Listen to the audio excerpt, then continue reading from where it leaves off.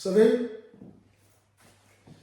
dans la Bible, lorsque nous voyons des listes de noms ou des généalogies, en fait, la majorité des gens sautent, ne prennent pas le temps de lire.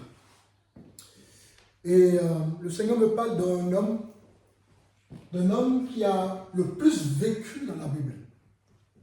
Qui connaît l'homme qui a le plus vécu dans la Bible? Qui connaît? Jean. Comment? Jean. Jean? Ouais. D'accord, non, c'est pas Jean. Abraham. C'est vrai, hein? On a l'impression que c'est Abraham qui a le plus vécu dans la Bible. Mais Abraham a vécu combien? 175 ans. Il n'est pas celui qui a le plus vécu dans la Bible. Qui connaît? C'est une question que je pose à tout le monde, même les bien-aimés qui... Matthieu, non. Qui connaît l'homme qui a le plus vécu? Isaac, non, non plus. Moïse. Tout le monde. L'homme qui a le plus vécu. Jésus. C'est pas dans l'évangile de Luc. Non, même pas. Je vais pas trouver, je sais pas. C'est pas parce qu'on dira des bêtises. On On va citer tout le monde. D'accord. Et les bien-aimés qui sont en ligne, vous savez qui a le plus vécu? C'est pas Enoch? Non, pas du tout. Je ne sais pas. Abraham a vécu 175 ans, Enoch, je crois, 950. Mais c'est pas lui qui a le plus vécu. Combien? 950. Ouais. C'est incroyable l'histoire. C'est incroyable, hein?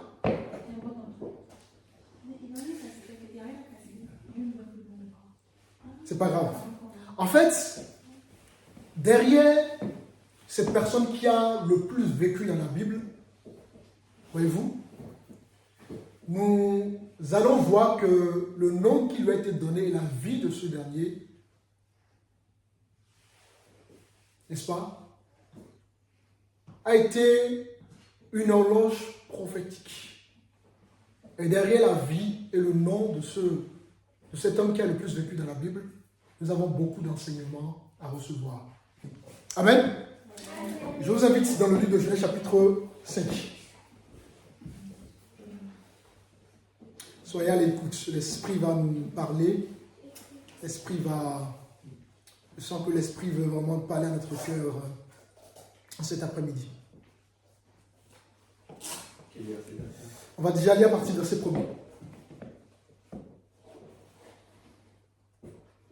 Genèse chapitre 5, verset 1. Voici le livre de la postérité d'Adam. Lorsque Dieu créa l'homme, il le fit à la ressemblance de Dieu. Il Il créa l'homme et la femme, il les bénit et il les appela du nom d'homme. Lorsque furent créés, Adam, âgé de 130 ans, engendra un fils à sa ressemblance, selon son image, et il lui donna le nom de Seth. Les jours d'Adam, après la naissance de Seth, furent de 800 ans. On s'arrête d'abord là.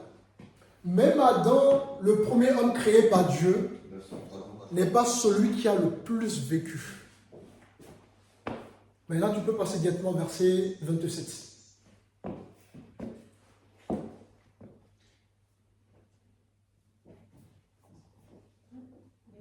Verset Tous 27. les jours, Métusélah furent de 969 ans.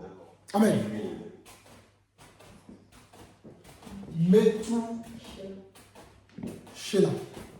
Ou d'autres versions diront, par exemple dans ma version, Métousalem. Métousalem, c'est l'homme qui a le plus vécu dans la Bible. 969 ans. Alléluia. Amen. Et derrière ce nom se cache une chronologie prophétique. Derrière ce nom se cache une chronologie prophétique, révélant la nature de Dieu et la souveraineté de Dieu. 969 ans, presque 000 ans de vie terrestre. Waouh! C'est quelque chose, hein? C'est quelque chose, hein? Oui. Il marchait. Ah, il marchait. 969 ans de vie. C'était avant la naissance ou après la naissance de Jésus? C'est avant la naissance de Jésus. Avant la naissance de Jésus.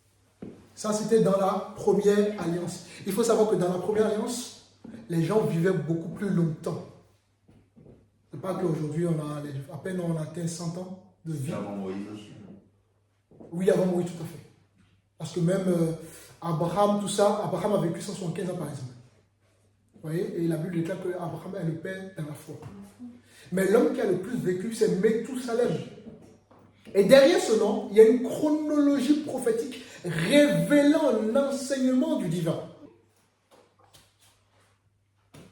Ce nom signifie quand il mourra, le jugement viendra. Retenez bien. Quand il mourra, le jugement viendra. Alors, la question tout de suite qu'on se pose, quel est le jugement qui vient après justement la mort de cet homme? On reprend encore le verset 27 de Genèse chapitre 5. La suite. Le verset 27, juste le verset 27. Tous les jours de Methousalem furent de 969 ans, puis il mourut. Donc, Methousalem égale quand il mourra, le jugement viendra. Et comme je vous disais, c'était un homme qui a le plus vécu dans la Bible. 969 ans.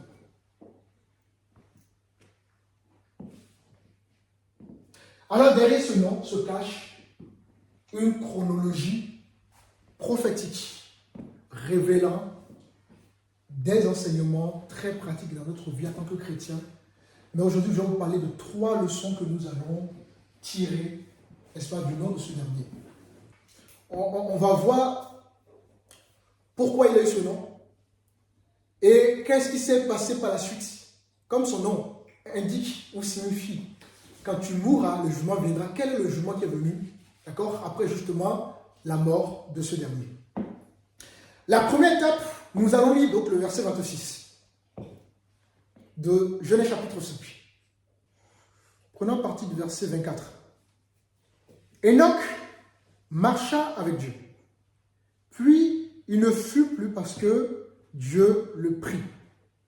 Methousalem, âgé de 187 ans, engendra Lémec. On va faire un peu de la mathématique. Methousalem va avoir son premier fils, Lémec, à quel âge? 187 ans, n'est-ce pas? Très bien. Maintenant, descendons dans le verset 28. Le verset 28. Lémec, âgé de 182 ans, engendra un fils. Voilà. Donc, Methousalem va avoir son fils Lémec à 187 ans. Lémec va avoir son premier fils, donc Noé, à 182 ans. Faites le calcul rapidement, ça fait combien? 187 plus 182. Est-ce qu'il y a des mathématiciens parmi nous? 369. Tout à fait. 369 ans. Troisième étape, nous sommes dans Genèse chapitre 7. Nous lisons le verset 6.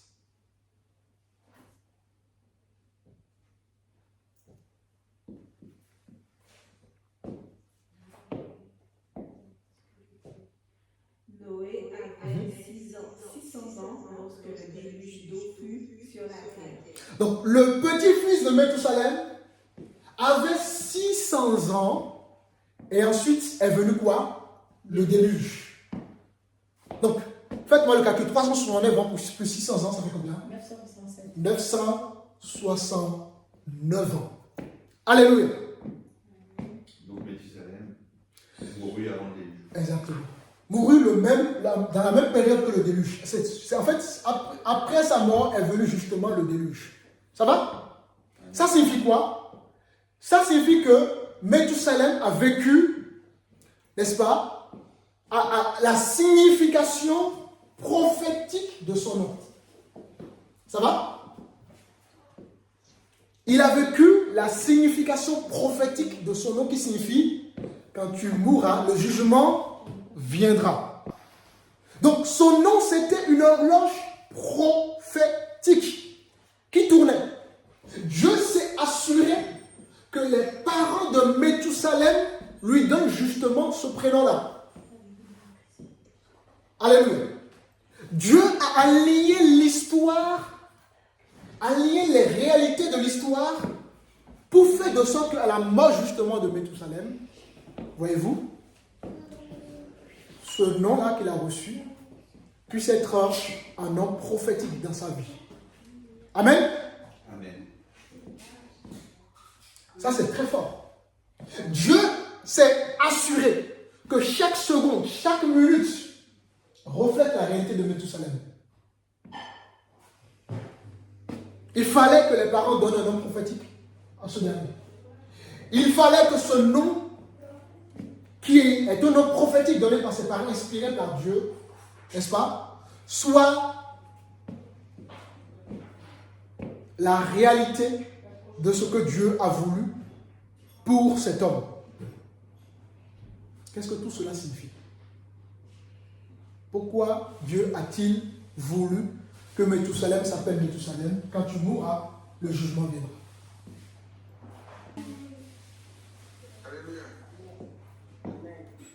Alors, la première leçon que nous allons tirer de la signification de ce nom, et en particulier du nom et de la vie, n'est-ce pas, de cet homme qui a le plus vécu dans la Bible, la première leçon qu'on retire, on retire que Dieu contrôle tout. Dieu contrôle tout, absolument tout. Ce qu'on appelle la souveraineté de Dieu. Ça va? Amen. Dieu contrôle l'histoire. Il a contrôlé l'histoire pour qu'à la mort de ce dernier, le déluge arrive. Dans la même année que Noé a eu 600 ans, dans la même année que Methussalem, n'est-ce pas, a été donc rappelé à son créateur, le déluge est tombé.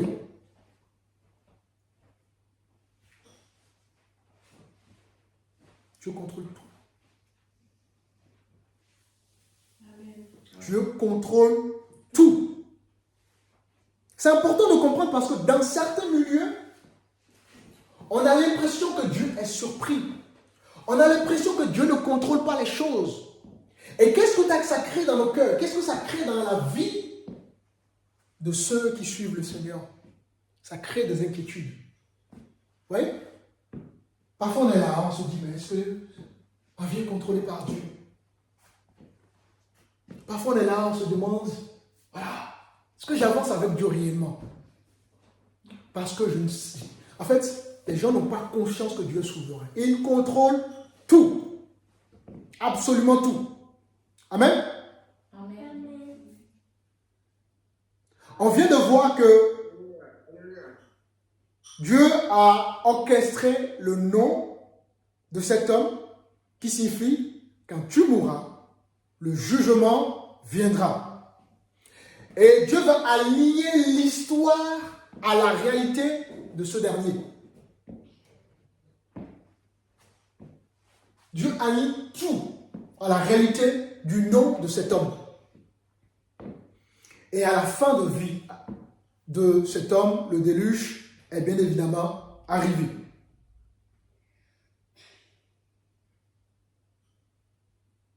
On relit le verset 6 de Genèse chapitre 7.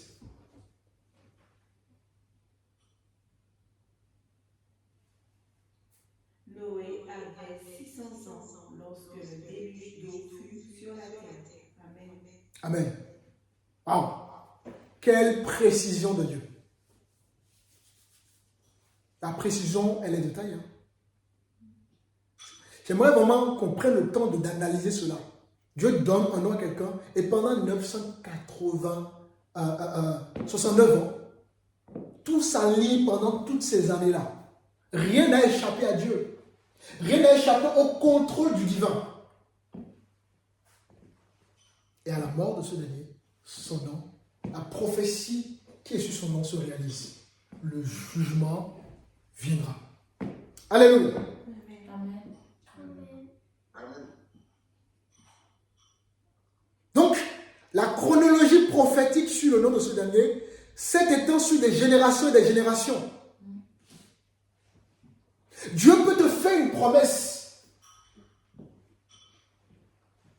Mais laisse-moi te dire, en cet après-midi, que même tes enfants continueront à bénéficier de cette promesse. Amen. Amen. Parce que, Amen. pourquoi? La Bible déclare que ce que la bouche de l'Éternel a dit ou a déclaré, sa main veille à son accomplissement. Amen. La Bible dit aussi que Dieu n'est pas le fils de l'homme pour mentir. Et quand on ne comprend pas ces choses, on a des carences dans notre vie. On a des inquiétudes dans notre vie. On a l'impression que Dieu n'est pas en contrôle de notre vie. Et ça crée quoi? Ça crée la panique. Ça nous pousse à aller dans tous les sens, à ne pas être stable dans notre vie. Ça nous pousse à douter. Ça nous pousse à faire des mauvais choix. Ça nous pousse à parfois être orgueilleux, à résister à Dieu. Parce que nous oublions que Dieu contrôle notre vie. S'il a contrôlé la vie de Methussalem pendant 969 ans, ce n'est pas notre petite vie d'aujourd'hui qu'il ne peut pas contrôler. Alléluia. Amen. J'aimerais qu'on comprenne ça. Dieu contrôle toute une génération. De sorte que le nom et la vie de cet homme soient une horloge prophétique.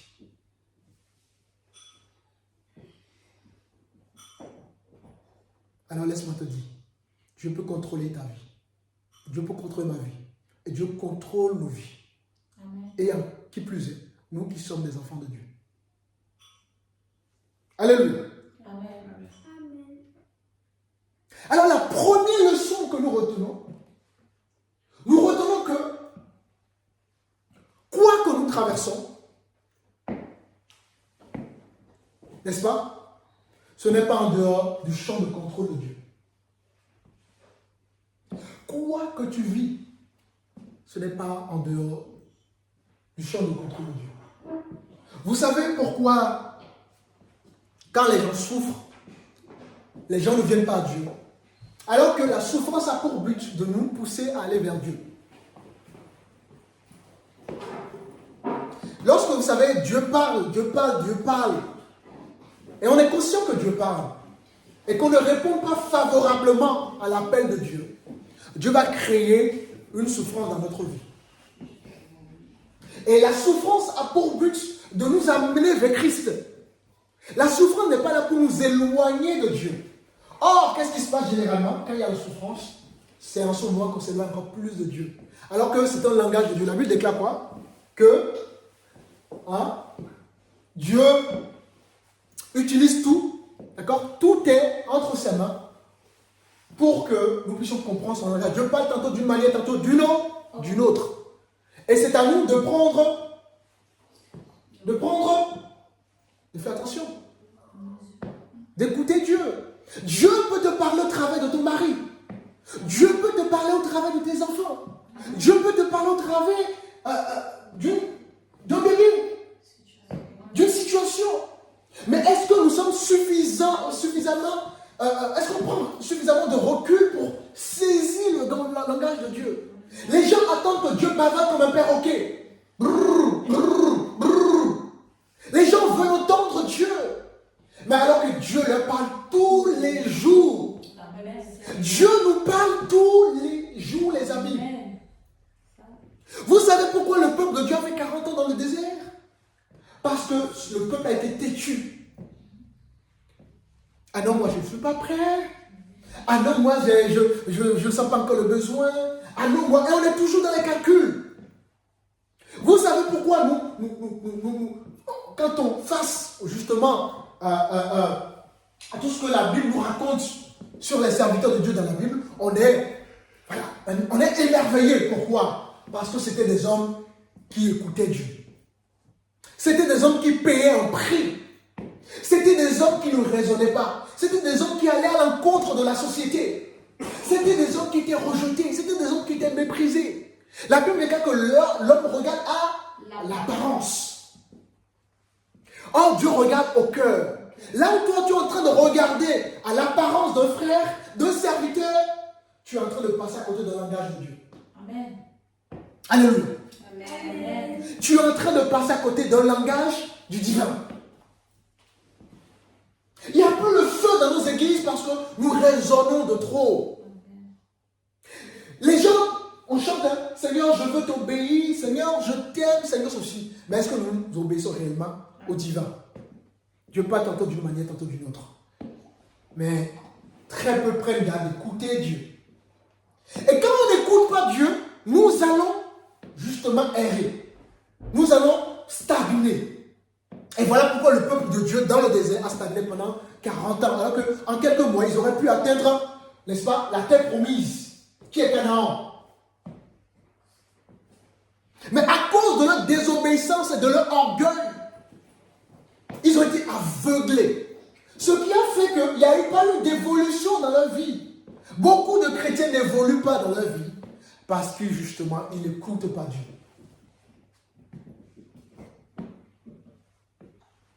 Alléluia. Amen. Alors, ce que chacun d'entre nous traversons n'est pas en dehors du champ de contrôle de Dieu. Parce que Dieu sait exactement nos vies. Dieu connaît exactement nos situations. Alléluia. Dieu maîtrise tout. Il est le maître des temps et des circonstances. Rien n'échappe à son contrôle. Rien n'échappe à son contrôle.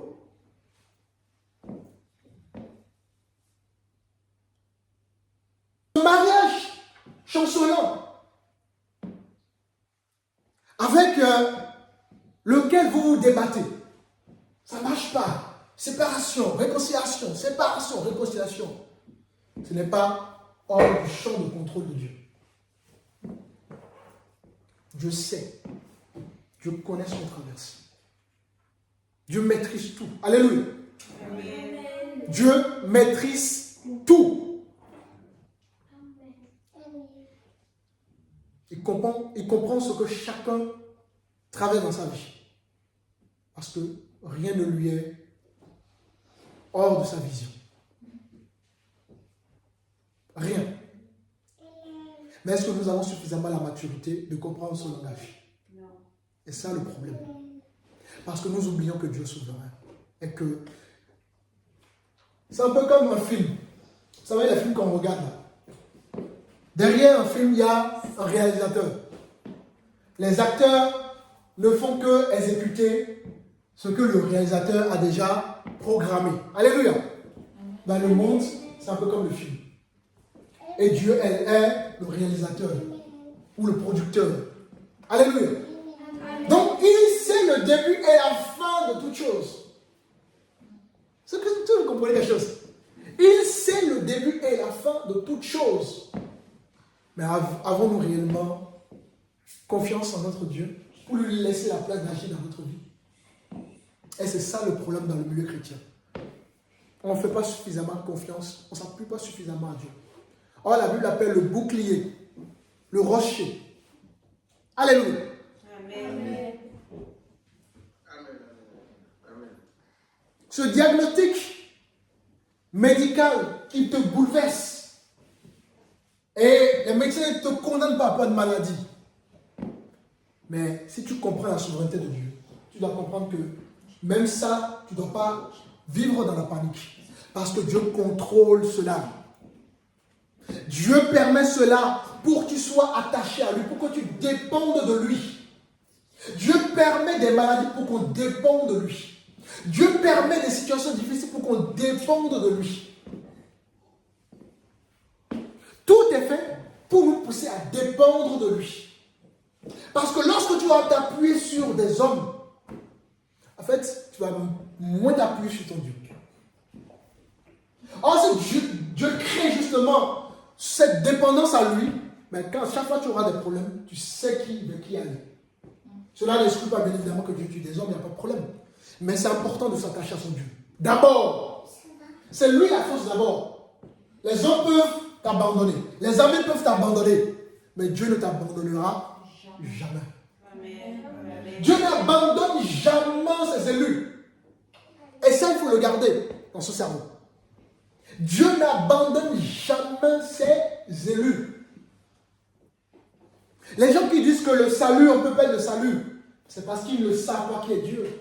C'est comme dire à Dieu, tu ne savais pas que à telle période je vais pécher, et donc tu as été surpris de mon péché. Vous voyez? Alors que Jésus, justement, par l'œuvre de la croix, il a tout anticipé. Donc il savait le début de notre vie et la fin de notre vie. Est-ce que quelqu'un comprend quelque chose? Oui. Amen. Cette porte fermée dans ta vie, où tu as du mal à trouver un emploi, cette opportunité que tu n'arrives pas à avoir, tu fais tout, tu as des compétences, tu as des formations, tu as tout ce qu'il faut, mais tu as l'impression de ne pas avancer. Dieu sait cela. Il maîtrise cela. Peut-être que ce n'est pas encore le temps.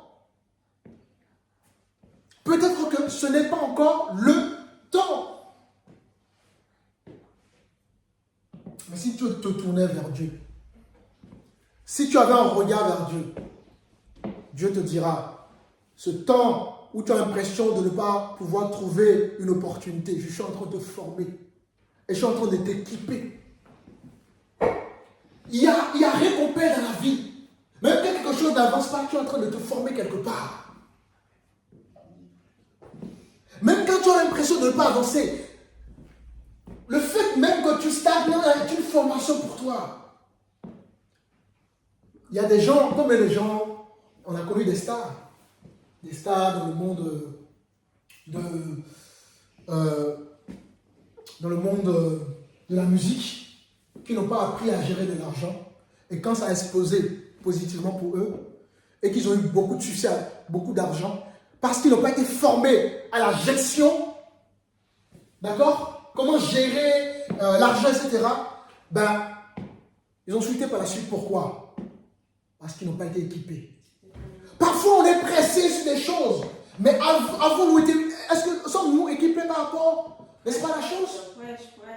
Amen. Plus fort. Sommes-nous équipés pour la chose? Amen. Parce que quand Dieu te donnera la gloire, quand Dieu te donnera la position, quand Dieu va te positionner sur quelque chose, seras-tu capable de la gérer? De gérer la situation. Amen.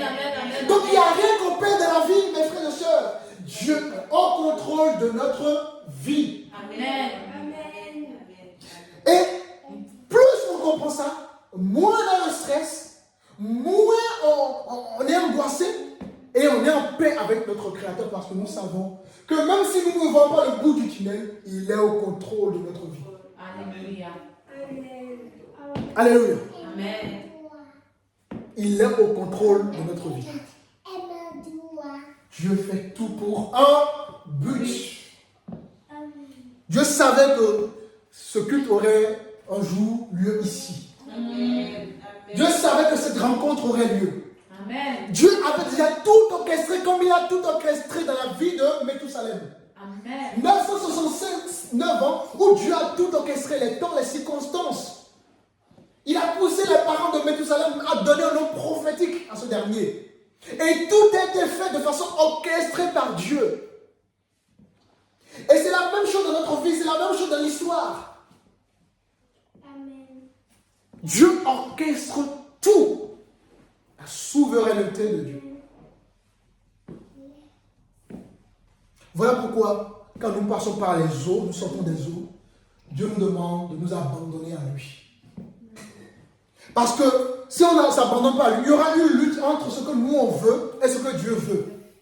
Or, ce que l'homme veut par rapport à ce que Dieu veut sont deux choses diamétralement opposées. Et la Bible déclare dans Jérémie, Dieu a un projet de paix et de bonheur pour ses enfants. Amen. Alors en ce dimanche, laisse-moi te dire que tu as un projet de paix et de bonheur pour toi. Amen. Dieu dit à quelqu'un, laisse-moi te guider. Amen. Laisse-moi diriger ta vie. Laisse-moi t'équiper. Laisse-moi te former. Laisse-moi te remplir. Et quand le moment viendra que tu sois élevé, professionnellement, tu sois élevé dans ta vie de couple, tu sois élevé, peu importe, là, tu seras un homme mature, une femme mature. Amen. À cause, justement, de l'équipement que tu as reçu du Saint-Esprit. Vous avez l'impression de trop patienter, de ne pas voir le bout du tunnel. Ce temps d'attente, mon frère, ma soeur, ce n'est pas un oubli du ciel. Ce n'est pas un oubli de ton Dieu. Dieu te prépare.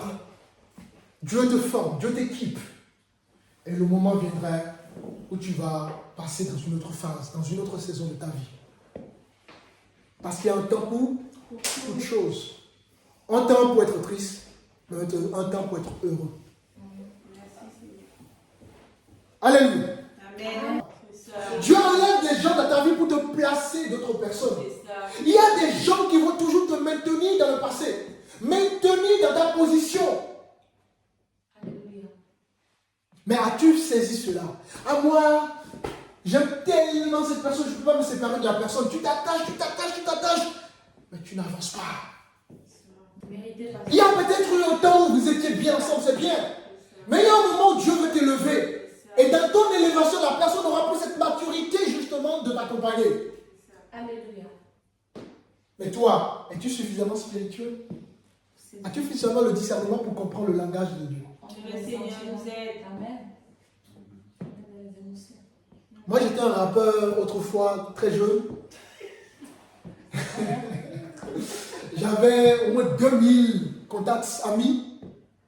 Et quand Dieu m'appelle, aujourd'hui, il a réduit tout. Tout a été réduit. Et aujourd'hui, il me donne des gens de qualité. Amen. Parfois, avec le recul, je me dis, si j'étais encore avec ces 2000 contacts, je ne serais pas là où je suis aujourd'hui. Amen.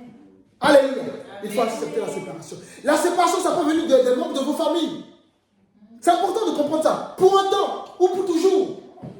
Il dira, je ne suis pas venu pour apporter la paix, mais la séparation. Alléluia. Cette séparation ne veut pas dire que Dieu aime la guerre. En fait, vos principes, votre valeur, la valeur que Dieu vous donne, ne vont plus avec les gens. Parce qu'ils sont du monde. Du coup, vos décisions vont être incomprises. Vos choix seront incompris. Ce qui crée une séparation. Ce qui crée des incompréhensions.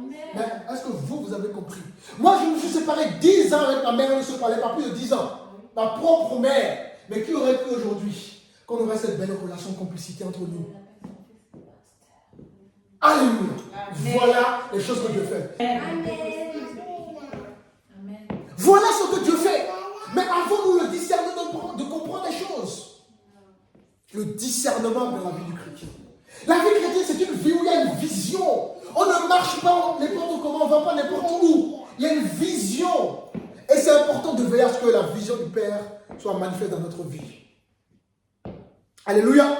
Amen. Donc, la première leçon que nous retenons, n'est-ce pas, du nom de Méthusalem et de sa vie, c'est que Dieu contrôle Le contrôle de de tout. Alléluia.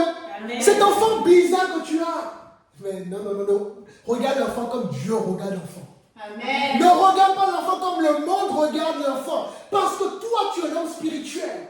Tu es une femme spirituelle. Et tu dois avoir le regard de Dieu. La pensée céleste. Tu dois suivre la voie céleste. Donc ton enfant bizarre n'est pas un enfant bizarre. Ton enfant bizarre doit être vu par la vision du ciel. Parce que Dieu t'amène quelque part avec ton enfant. Amen. Dieu nous amène toujours quelque part. Mais c'est à nous de saisir la vision du Seigneur. Cette ancienneté face à l'inquiétude de la vie. On parle de guerre, on parle de ceci, on a l'impression que tout est foutu. Mais toi, Dieu veut que tu ne paniques pas dans la situation. Parce que Dieu contrôle tout. Il prend une nation pour juger une autre nation. Il fait pleuvoir la pluie, la neige. Parce que tout est sous son contrôle. Quand on voit des chrétiens aujourd'hui qui prennent des positions politiques, et qui ont peur, ah oui, non, si on ne prend pas Mélenchon, Jean-Luc Mélenchon, il faut que Jean-Luc Mélenchon soit élu, il faut que Marie Le Pen, il faut tout faire pour qu'elle ne soit pas au pouvoir. Des chrétiens qui sont là, font des choses. Que Marie Le Pen soit élue ou Mélenchon soit élu, ce que Dieu a dessiné se réalisera. Alors nous, on ne doit pas nous appuyer sur le gouvernement, mais sur Dieu. Parce que Dieu contrôle. Il utilisera Jean-Luc Mélenchon pour son but. Marie Le Pen pour son but. Zemmour pour son but. Tout pour son but. Mais nous, en tant que chrétiens, on vit dans la paix. On sait qu'il est au contrôle de tout. Amen. Amen. Dieu est au contrôle de tout.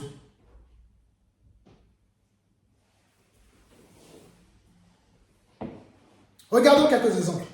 Avant de prendre quelques exemples, nous sommes dans Proverbe. Proverbe 16, verset 4.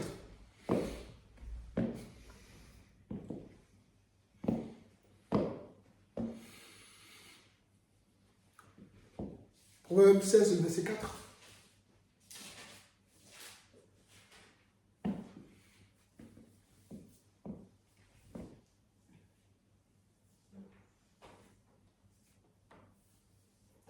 Proverbe 16, verset 4. L'Éternel a tout fait pour un but, même le méchant pour le jour du malheur. Alléluia. Le Seigneur a tout fait pour un but, même le méchant pour le jour du malheur. En d'autres termes, même Satan est entre les mains de Dieu. Satan ne peut rien faire sans la décision de Dieu. Vous voulez comprendre quelques exemples? Oui. Satan ne peut rien faire sans la décision de Dieu. Il n'y a aucune virgule ne peut se déplacer sans la décision de Dieu.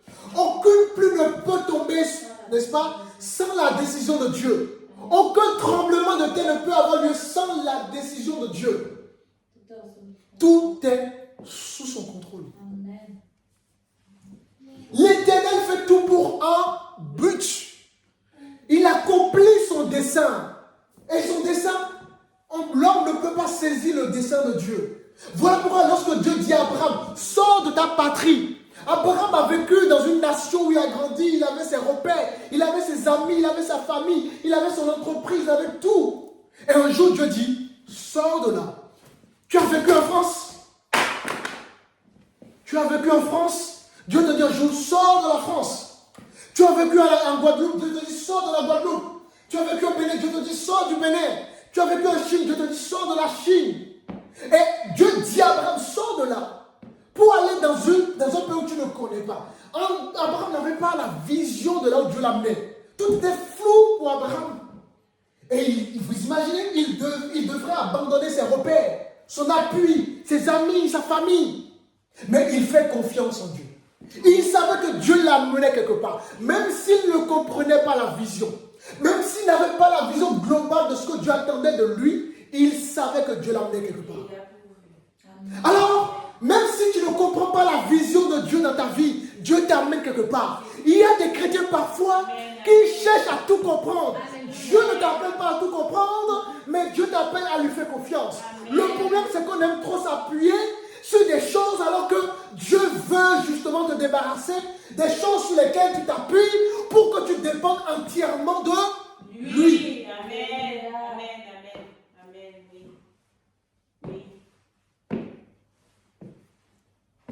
Alors, mon Dieu, je te suis. Et au fur et à mesure qu'il évoluait, la vision s'éclaircissait. La vision s'élargissait et il comprenait de mieux en mieux ce que Dieu attendait de lui.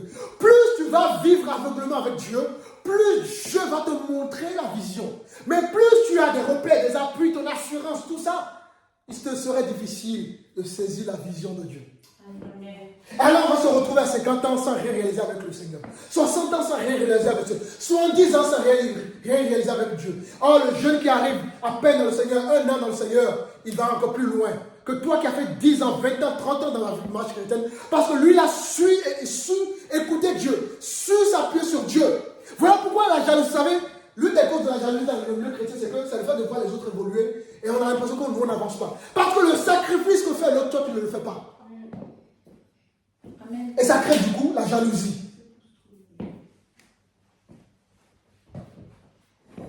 Alors Dieu a fait tout pour un but. Nous allons prendre quelques exemples de ce que je dis. Nous sommes dans... On va prendre Job. Job chapitre 1.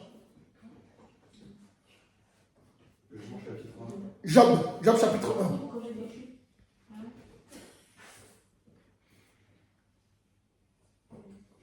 Le verset 12.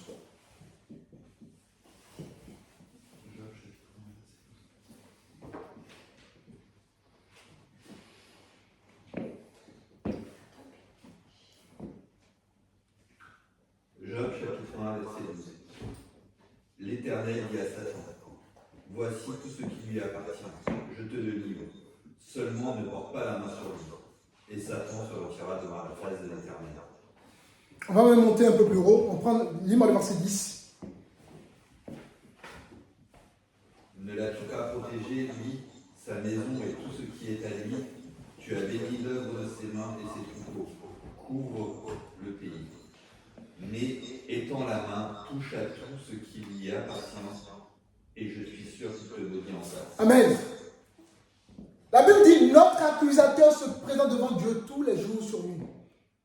Ici, Job va accuser, Satan va accuser Job devant Dieu. Mais cet homme-là, il te loue, il te cherche, il te craint, il va à l'église. Pourquoi? Parce que tu lui as tout donné. Alors, Dieu témoigne de son serviteur. Mais tu ne sais pas ce que tu lui as tout donné. Enlève-lui tout et tu verras qu'il va te renier, qu'il va t'abandonner. Alors Dieu dit, ok, mon serviteur ne me craint pas parce que je lui donne tout. Je te permets de toucher à sa vie.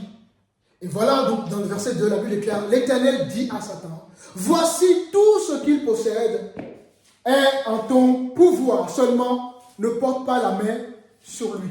Donc ici, avant que Satan ne frappe Job, il a reçu la permission de qui?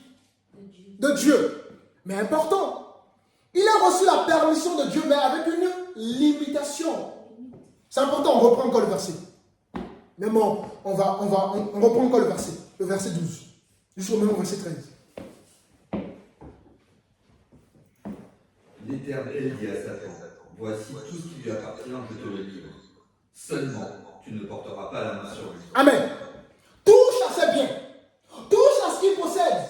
Ce que tu as l'impression, je lui ai donné tout ça. Il m'adore parce que je lui ai donné tout ça. Il n'y a pas de problème, touche à tout ça. Mais attention, tu ne touches pas à sa vie. Donc, il n'y a rien qui nous arrive sans la permission de Dieu. Et Dieu permet, Dieu ne tente pas. Dieu ne tente pas, Dieu permet. C'est deux choses différentes. D'accord? Dieu ne tente personne, Dieu permet. Dieu a permis que Satan justement touche au bien de Job, mais avec une limite. Et le but c'était quoi? C'était pour que Job prouve encore sa foi et sa fidélité envers son Dieu. Alors, nous allons prendre aussi le verset 2, chapitre 2 de Job. Alors, le verset 6.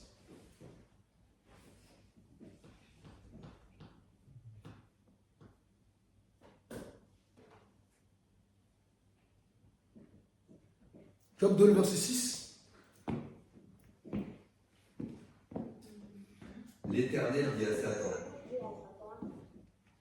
voici, je te le livre seulement, épargne ta vie.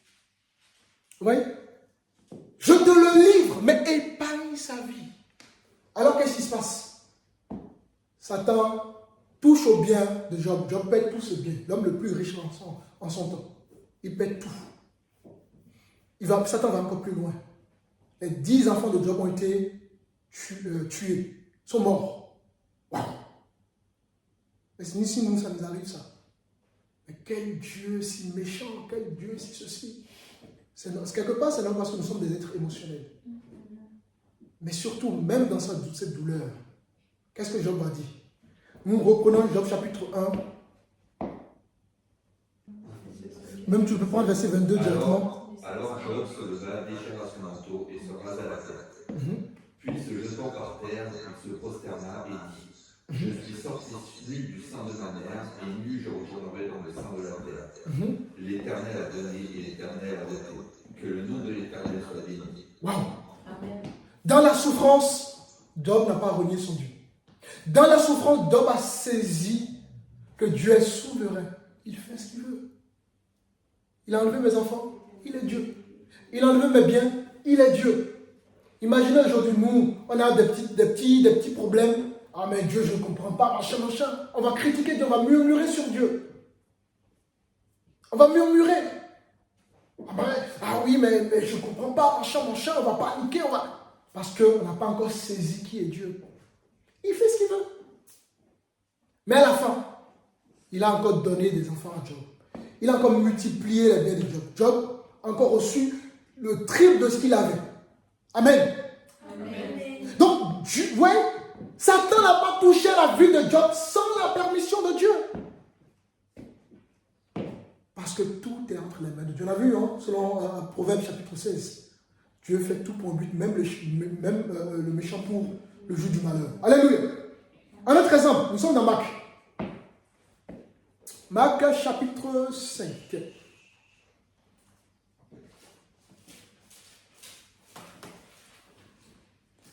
Le verset 12 et le verset 13.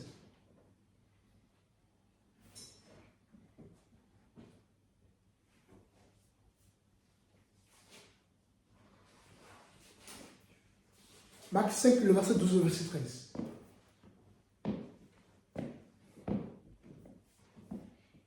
Et les démons le prièrent, disant, envoie-nous dans ces pourceaux, afin que nous entrions en eux. Il leur permit, et les esprits impurs sortirent, entrèrent dans les pourceaux, et le troupeau se précipita des pentes escarpées dans la mer. Alléluia. Même les esprits impurs ne peuvent rien faire sans l'autorisation de Jésus. Vous comprenez? Il n'y a rien qui se passe qui soit en dehors du champ de vision de Dieu. Les gens ont l'impression que Dieu est en train de faire des 100 pas au ciel et qu'il analyse la situation pour voir comment il peut anticiper les choses. Non, les amis, il n'y a rien qui surprend Dieu. Tout est sous son contrôle. Tu passes par un moment de désert, Dieu le sait, Dieu l'a permis. Mais quelle est ta réaction face à cela? C'est ça qui est important. Parce que ta réaction peut te faire retarder dans la chose. Beaucoup souffrent, beaucoup ont un mois de souffrance, mais à cause de leur désobéissance, font 20 ans de souffrance. Et ça, c'est grave. Alléluia. À cause de la désobéissance, Dieu a peut-être prévu un mois de souffrance pour toi, 2 semaines de souffrance pour toi, 1 an de souffrance pour toi. Mais parce que tu n'écoutes pas Dieu, parce que tu n'as pas la maturité de saisir Dieu, tu vas errer. Tu vas faire comme le peuple juif dans le désert, 40 ans dans le désert.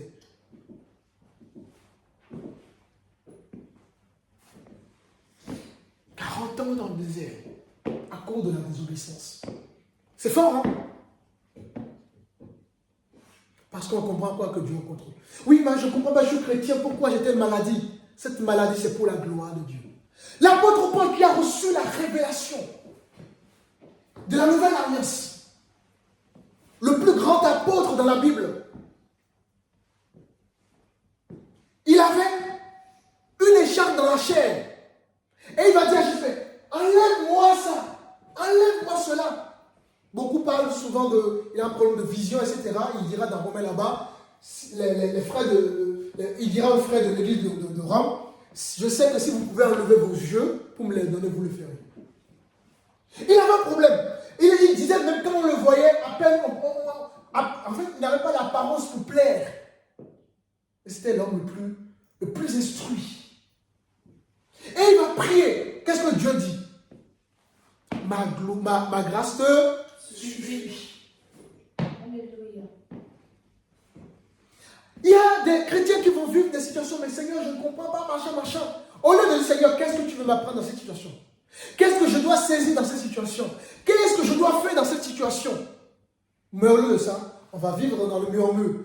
Ce que le peuple a fait, murmurer Dieu, et ça a créé justement des conséquences. Le murmure crée des conséquences.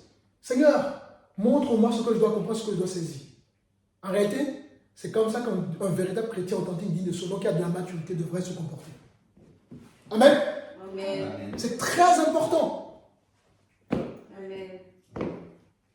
Voilà pourquoi accepter qu'il y ait des séparations. Vous allez vous rencontrer des frères. Combien de frères on a rencontrés dans le ministère? Beaucoup de frères qui viennent, qui partent, qui viennent, qui partent.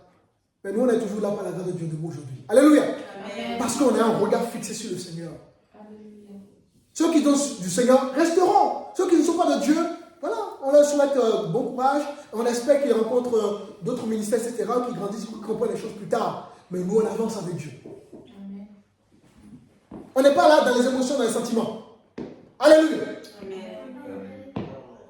Voilà pourquoi quand je vois des frères comme la soeur Laetitia, le frère Rémi ou la soeur comme la soeur Laetitia, et plein d'autres bien-aimés dans le ministère, moi ça m'encourage parce que, comme j'ai souvent l'habitude, je préfère des gens vrais, qui sont tels qu'ils sont.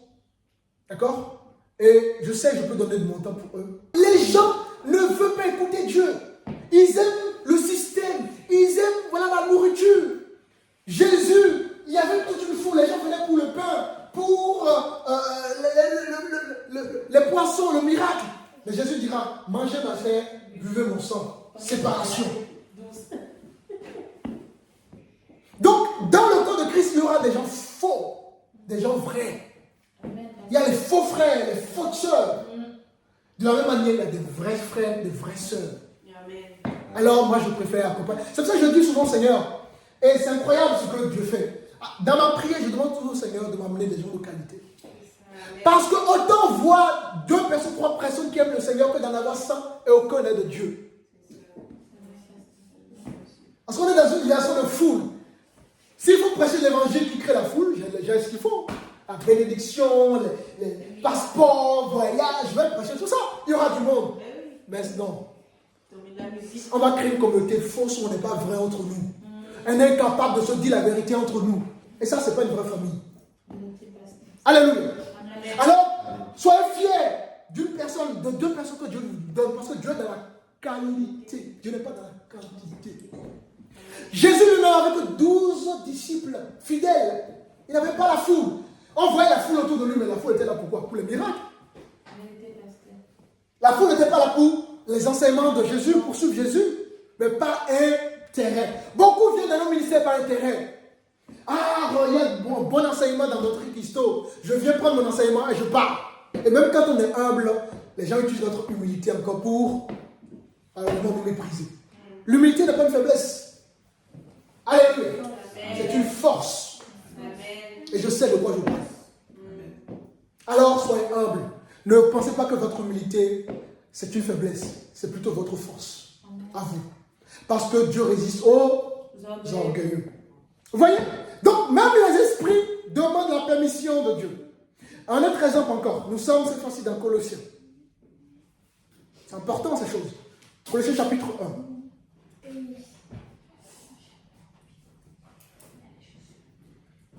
Le verset 16 et le verset 17.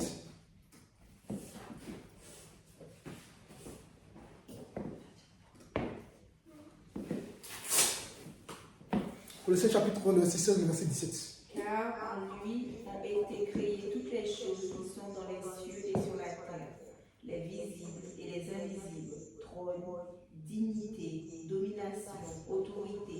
Tout a été créé par lui et pour lui. Alléluia. Il avait toutes choses. Il avait toutes choses et toutes choses subsistent en lui. Vous voyez? Tout subsiste en lui. Tout subsiste en lui. Bonne chose, mauvaise chose. Tout. Tout est sous son autorité. Tout. Donc il n'y a rien qui échappe au contrôle de Dieu. Amen. Dieu va utiliser, Dieu va te corriger. Au début, ça va te faire mal. Mais avec le temps, tu vas te rendre compte, heureusement que Dieu t'a corrigé. Un peu comme nos parents. Parfois, on va être dur avec nos enfants parce que c'est pour autant on ne les aime pas. Mais c'est pour leur bien. Même si sur le coup, ils ne comprennent pas. Avec la maturité plus tard, ils se rendent compte que les parents ont fait bien de faire ceci. Imaginez, vous acceptez tout un enfant. Mais quel enfant vous allez créer dans la société? Ça va être terrible. Sans limite. Ça va être terrible, vous vous rendez compte? Donc acceptons les réprimandes de Dieu. C'est bien pour nous. Sur le coup, ça peut faire mal à la chair. Mais notre esprit a besoin de ça. Donc, de ces exemples, vous pouvez déjà voir que tout est au contrôle de Dieu. Alléluia. Donc, Satan, même étant l'ennemi de Dieu, voyez-vous, il n'a jamais fait quoi que ce soit sans la permission de Dieu. Tout est sous son contrôle. Donc, voilà la première leçon que nous pouvons retirer, d'accord, du nom et de la vie de Methushalem. La première leçon, c'est que Dieu est souverain. Alléluia. Amen. Deuxième leçon qu'on peut retirer de ce nom. On reprend Genèse chapitre 5. Alors, pour que le déluge arrive, d'accord, il s'est passé combien d'années? Il s'est passé combien d'années avant le déluge? 600 ans. 969 ans. 969 ans. Waouh! 969 ans. Et regardez ce que la Bible dit de Dieu. Nous sommes dans 2 Pierre, chapitre 3. Alors, le verset 9.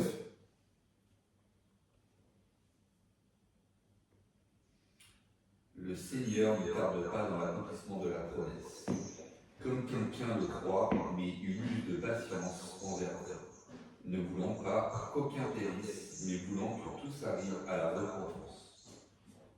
Vous voyez? Dieu est patient. Pourquoi Dieu est patient?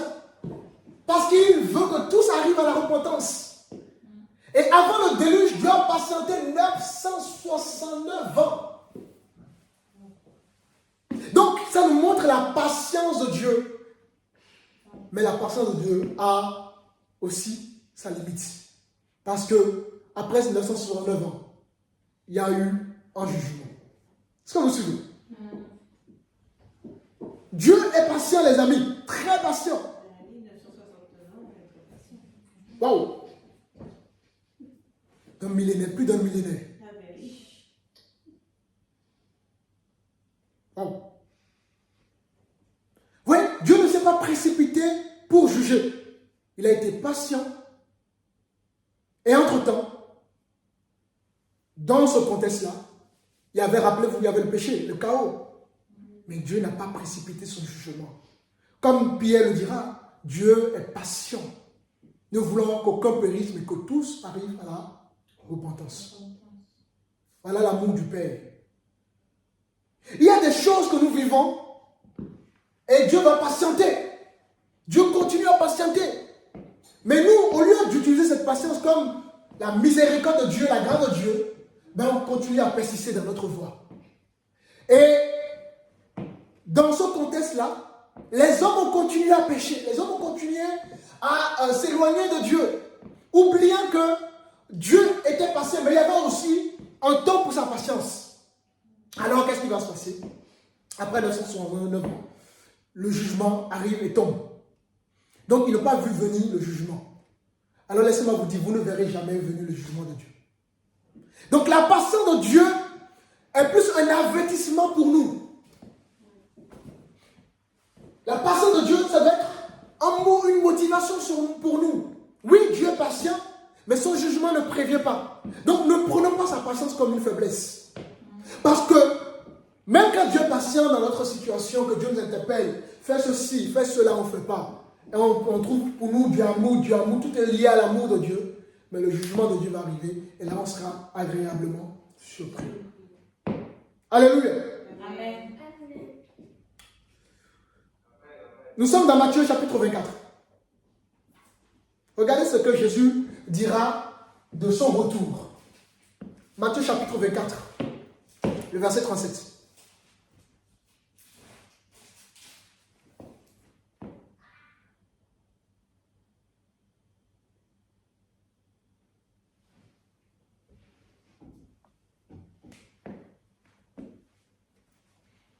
Ce qui arrivera du temps de Noé arrivera de même à l'avènement du Fils de l'homme.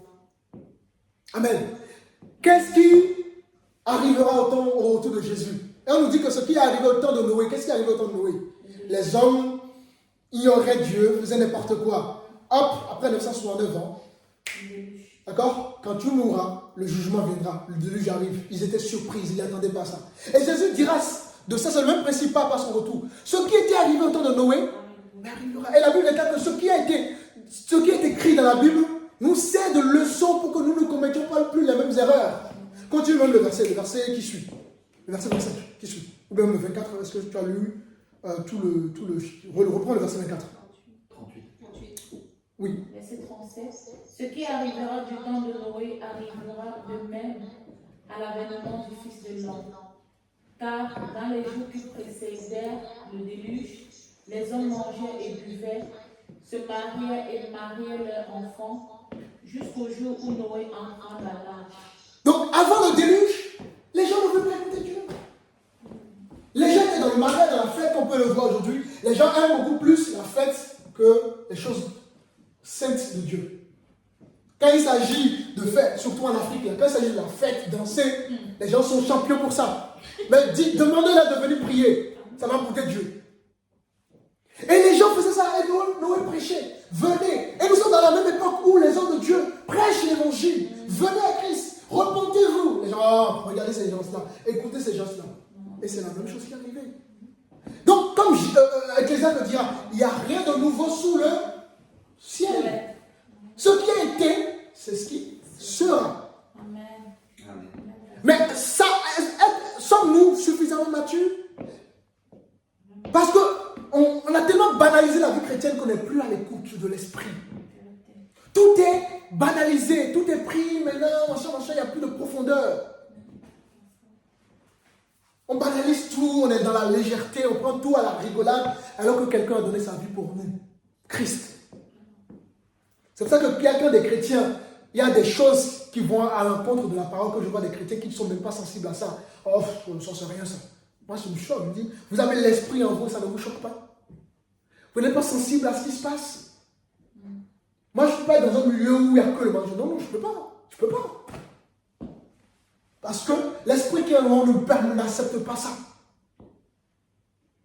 Mais nous, on va être dans la voilà. Vous avez des pasteurs qui sont dans les gros mots, dans la grossièreté, qui insultent à longueur de journée les gens. Ils se disent, c'est pasteur. Hein? Et nous, on écoute ces gens-là. C'est terrible en génération d'aujourd'hui. Parce que les gens, ils ne savent pas ce que c'est que la vie chrétienne. Moi, j'ai donné toute ma jeunesse à Dieu. Je n'ai pas connu boîte de nuit, machin. Tout donné à Dieu. Et les gens pensent que parce que je suis serviteur de Dieu, tout est facile pour moi. Ah ben non, c'est un combat. Mais il faut être discipliné, il faut avoir rigueur, constant. Il y a des périodes, moi j'ai rétrogradé avec Dieu. Mais Dieu me rappelait encore. Alléluia. Amen. C'est important, bien aimé. Appréciez ce que vous faites. Réjouissez-vous de ce que vous avez, de ce que Dieu vous donne. De chaque instant. Un jour de plus, c'est un bonheur. Aujourd'hui, c'est mon anniversaire. C'est un bonheur d'avoir des bien-aimés, d'être entouré des bien-aimés. Et j'apprécie cela. Quand je sors de l'extérieur, je regarde la nature. J'apprécie la nature. Ah Seigneur, vraiment, c'est magnifique ce que tu me donnes. Parce que plus j'apprécie les choses de Dieu, plus je vais vivre dans la paix. Quand je regarde mon épouse, je dis, mon Seigneur, quand je me rends compte de tout ce qu'elle me donne, je me dis, Seigneur, c'est une grâce. Je ne montre pas suffisamment. Je ne suis pas suffisamment reconnaissant vis-à-vis de mon épouse. Parce qu'avec du recul, je me rends compte que je suis un homme béni.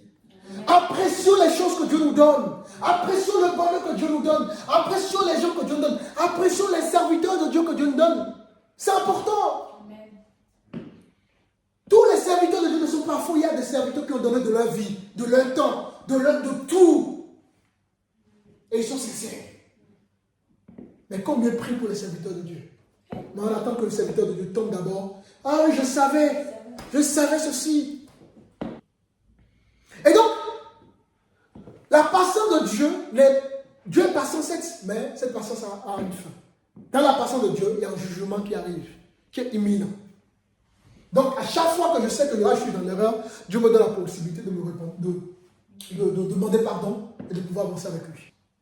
Hein? Dans notre vie, parfois tu peux mal agir. Ah, Seigneur, les certaines choses, tu dis, ah, pardon. Et puis tu dis, c'est pas grave, avance. L'essentiel, c'est que tu puisses continuer. Tu as pris conscience de ton erreur, continue. Et Dieu n'est plus dans le passé. Amen. Si vous vous êtes éloigné spirituellement de Dieu, Dieu vous encourage à prendre les choses en main. Alléluia. Amen.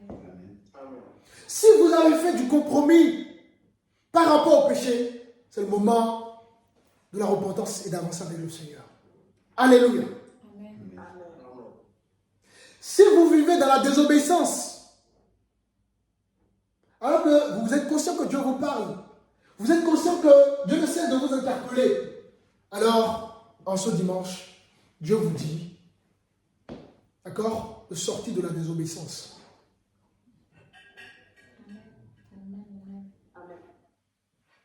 Alléluia. Amen. Gloire à Dieu. Alors, troisième leçon qu'on va tirer pour je terminerai là-dessus, parce que là avance déjà. C'est vrai, il y a beaucoup de choses à dire, mais ce n'est pas voilà, essentiel. Alors, troisième leçon que nous retirons de ce nom, d'accord, la vie de Méthusalem. Nous reprenons donc le livre de Genèse chapitre 5. On relit le verset 27.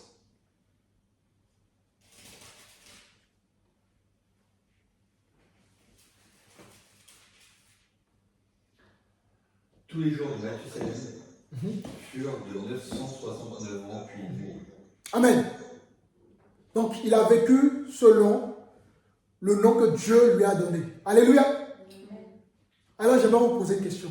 Est-ce que vous vivez à la hauteur, n'est-ce pas, du nom que Dieu vous a donné?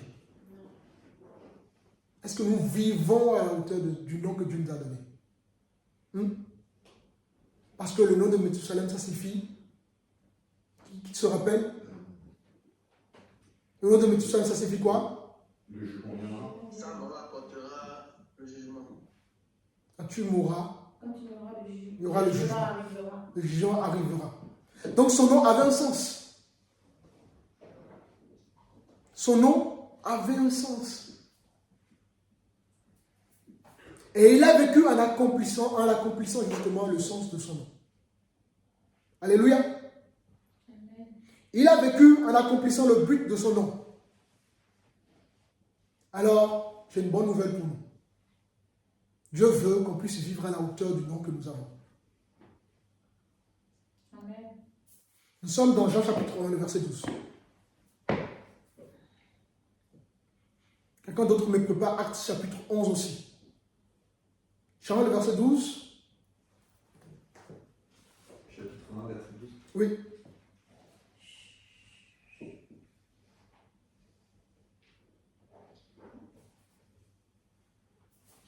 Mais à tous ceux qui l'ont reçu, à ceux qui croient en son nom, elle a donné le pouvoir de devenir enfants de Dieu, lequel sont nous. Alléluia. Dieu nous a donné le pouvoir de devenir enfants de Dieu. Alors, Actes chapitre 11, le verset 26 dit quoi?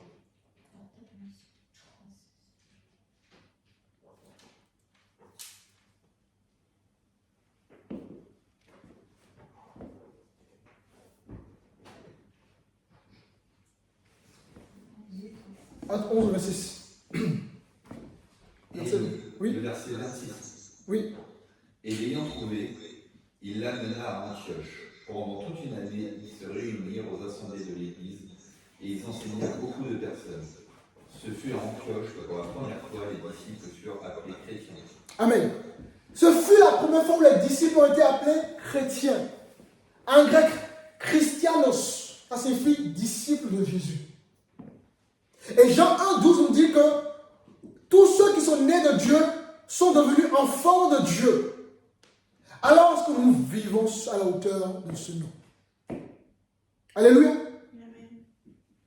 Est-ce que tu vis à la hauteur de ce nom? Ou bien on porte simplement le nom de chrétien? Parce que beaucoup portent le nom de chrétien. Beaucoup sont juste appelés des chrétiens. Vous savez, aujourd'hui, c'est incroyable le monde dans lequel nous sommes. Est-ce qu'on vit à la hauteur de ce nom? Parce que Méthusalem a vécu à la hauteur du nom qu'il a reçu.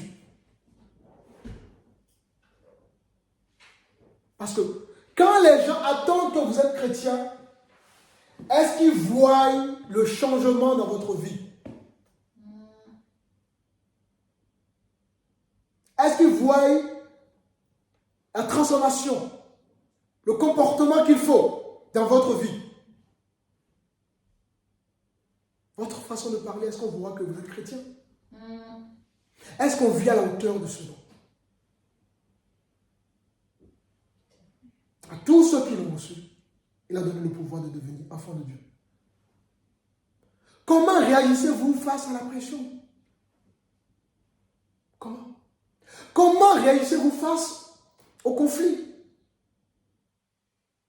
Est-ce que nous vivons à la hauteur du nom que nous avons reçu? Quand un frère vous corrige, quelle est votre attitude? Quand le pasteur vous corrige, quelle est votre attitude? Vous savez, il y a des gens, ils aiment bien le pasteur quand le pasteur ne leur dit rien. Mais quand le pasteur, n'est-ce pas, corrige, là, le pasteur ne comprend plus le pasteur. Est-ce que nous vivons à la hauteur du nom que nous avons reçu? Quand tu es en désaccord avec un frère, une sœur, quel est ton comportement? Parce que c'est là qu'on voit que si tu es chrétien, c'est trop facile d'être ensemble, tout va bien, mais quand ça ne va pas, la maturité, se montre lorsque ça ne va pas avec un frère. Comment tu réagis?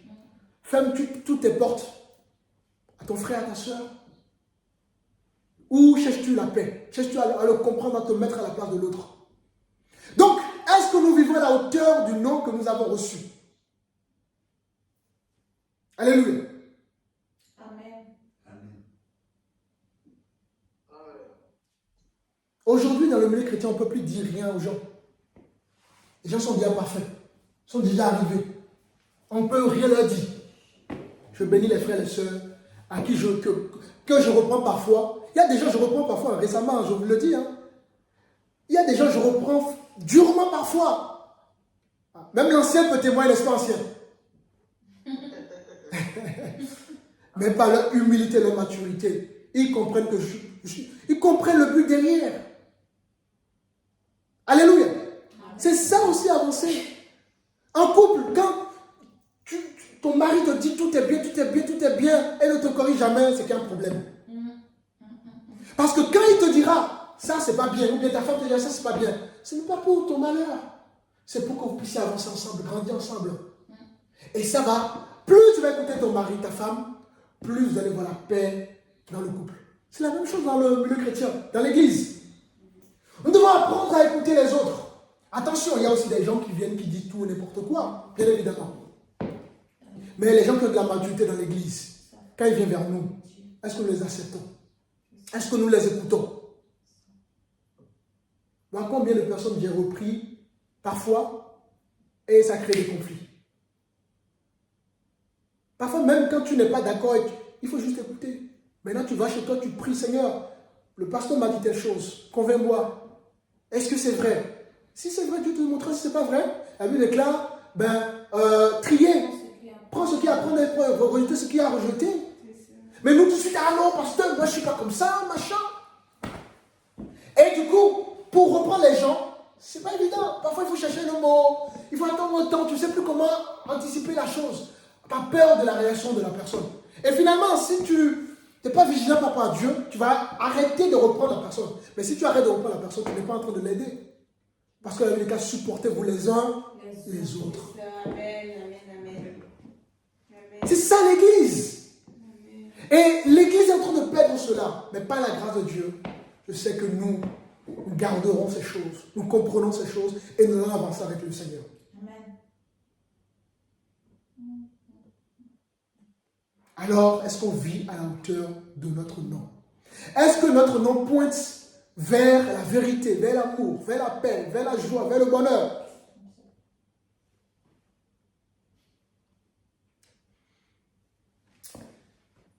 Alléluia. Amen. Amen. Est-ce que notre nom va à la hauteur de ce que nous avons reçu?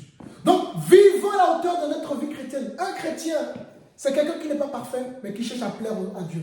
Amen. C'est important. C'est ça qui va te distinguer des gens. Les gens te verront. Tu n'as même pas besoin de dire chrétien. Moi, je demandais à mon épouse, beaucoup viennent coiffer, machin, machin, je regarde les gens. Je n'ai pas obligé de dire que je suis pasteur, mais les gens déduisent tout naturellement. Ou bien pose la question à mon épouse, mais ton mari, et là, la vérité sort. Tu n'as pas besoin de dire qui tu es. Par ton comportement, ton action, ta façon de faire. Tout simplement. Dans la simplicité. Ça ne vous tue pas en rien. Ça ne nous tue pas. Que les gens nous considèrent ou qu'on ne nous considère pas, l'essentiel est qu'on fasse le travail du Seigneur et d'avancer. D'accord? Donc, il y a beaucoup de choses à dire, mais je vais m'arrêter là. Donc, voilà les 3 choses que nous retenons. La souveraineté de Dieu, la première leçon, Dieu contrôle tout dans notre vie. Et ça crée la paix dans notre vie. Ça crée la sérénité. Les anciennetés, tout ça, ça met la paix vraiment. Deuxième chose, c'est quoi? Deuxième chose? Non. Deuxième leçon? Non, ça c'est la troisième. Vous avez oublié. Deuxième chose, c'est quoi?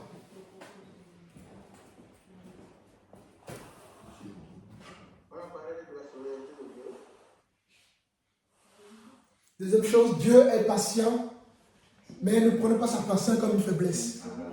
La patience, après la patience, tu as dit ça? Ah, excuse-moi. Donc après la patience vient le jugement. Dieu a attendu quand même pratiquement plus de 1000 ans avant le jugement, avant le jugement, dans Genèse chapitre 16, le châtiment. Hein? Donc la patience de Dieu n'est pas une faiblesse. Dieu agit toujours, Dieu patiente pour qu'on change. Aujourd'hui, pourquoi Dieu perd? Voilà, on a l'impression que Dieu n'agit pas. Dieu patiente pour que les gens changent. Si Dieu n'avait pas patienté, nous ne sommes pas chrétiens aujourd'hui. Vous voyez? Donc parfois, voilà, il faut comprendre le langage de Dieu et obéir. Ensuite, troisième chose, c'est quoi? La dernière chose, c'est quoi? Vivre à la hauteur de notre nom. Nous sommes des enfants de Dieu, alors vivons à la hauteur de ce nom, dans nos comportements, dans nos attitudes, dans notre façon de faire, et nous verrons la gloire de Dieu. Amen. Amen. Gloire à Dieu. Est-ce qu'il y a des questions?